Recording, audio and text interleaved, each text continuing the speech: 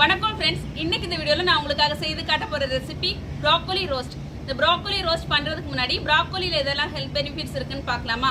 ப்ரோக்கோலில பாத்தீங்கன்னா carbohydrate, protein, fibre, vitamin A, B9, C, K, phosphorus, potassium, selenium இதெல்லாம் இருக்கு. இதுல இருக்கிற நியூட்ரியன்ஸ் வந்து பிளட் சுகரை கண்ட்ரோல் பண்ணுது, ஹார்ட் டிசீஸ் வராம ப்ரிவென்ட் பண்ணுது, இம்யூன் சிஸ்டத்தை பூஸ்ட் பண்ணுது. அது மட்டும் இல்லாம இதுல இருக்கிற ஆன்டி ஆக்சிடென்ட்ஸ் வந்து கேன்சரை கூட ப்ரிவென்ட் பண்ணுது. இப்போ அந்த ப்ரோக்கோலி ரோஸ்ட் எப்படி பண்றதுன்னு பார்க்கலாமா?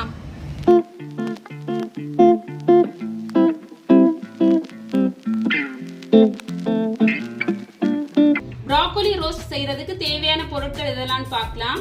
Broccoli, potato, onion, pepper powder, turmeric powder, garam masala powder, chilli powder, coriander powder, salt, oil.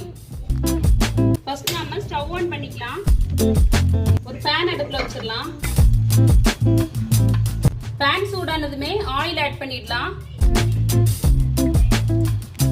Oil சூடானதுமே ஆனியன் ஆட் பண்ணிடலாம்.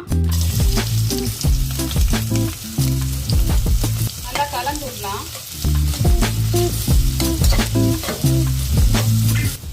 கூடவே பொட்டேட்டோவையும் ஸ்மால் பீசஸா கட் பண்ணி ஆட் பண்ணிடலாம்.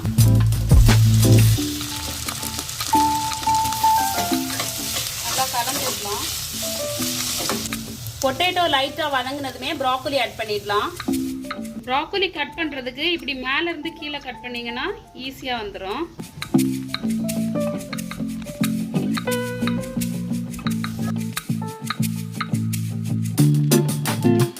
நம்ம கட் பண்ணி வச்சிருந்த ப்ரோக்கோலி ஆட் பண்ணியாச்சு. இப்போ நல்லா கலந்து விடலாம். ப்ரோக்கோலி லைட்டா வதங்கினதுமே உப்பு ஆட் பண்ணிடலாம். மிக்ஸ் பண்ணி விடலாம்.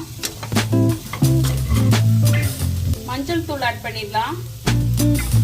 மிளகு தூள் ஆட் பண்ணிடலாம். நெக்ஸ்ட் கரம் மசாலா தூள் ஆட் பண்ணிடலாம்.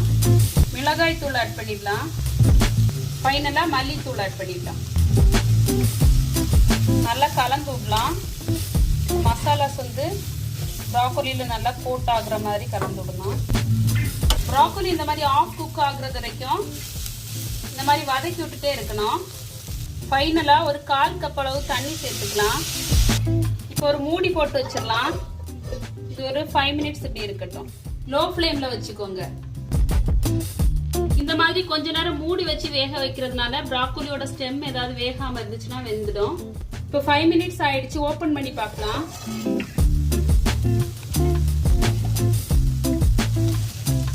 அவ்வளவுதான், நம்மளோட ப்ரோக்கோலி ரெடி ஆயிடுச்சு.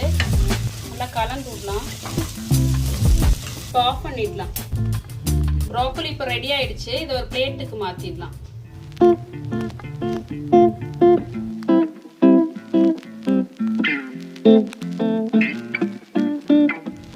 நீங்களும் கண்டிப்பா இந்த ரெசிபியை ட்ரை பண்ணி பாருங்க.